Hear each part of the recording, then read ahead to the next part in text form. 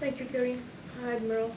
The UN Special Rapporteur said today that Israel is purposely starving Palestinians in Gaza by destroying greenhouses, small-scale fishing boats, and their farms. So why the US has not done a review of how this war is conducted while you're very quick to do it in Ukraine against the Russians? Another question for Karine. Okay. I'm not aware of the report coming out of the UN on the greenhouses, so I'm going to take that and we'll go back and look at that. As I've said,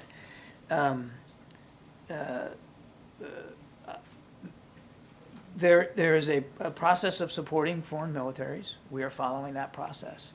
And the State Department has acknowledged that, that when they are alerted to incidents of concern, they do look into them.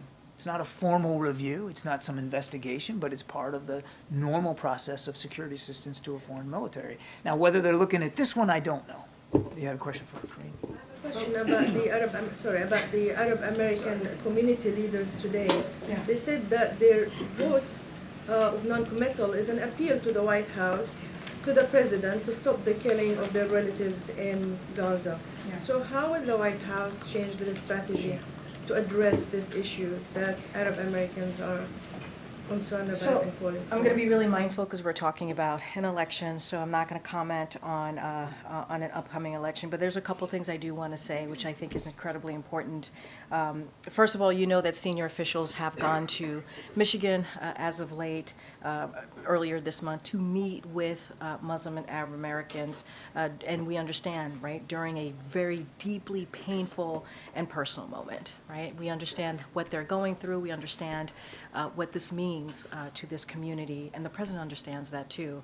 So we care very much about about that and what the community again is going through, and we wanted to convey that very strongly, obviously, which is why you had senior officials go to Detroit, go to Michigan to have those conversations.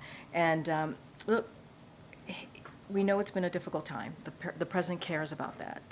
He cares about what that community is feeling very deeply, and we believe it's important that they feel that they are able to express themselves and voice their feelings and their concerns.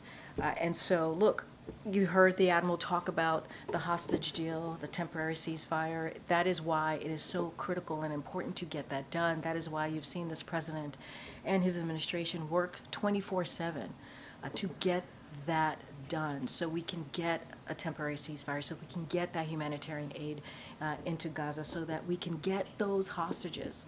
And we have American hostages that are part of that number as well. We want to get those hostages home to their families, to their loved ones, and the president's not going to stop. You heard him yesterday in New York. He's not going to stop until we get that done. So I'll leave it there.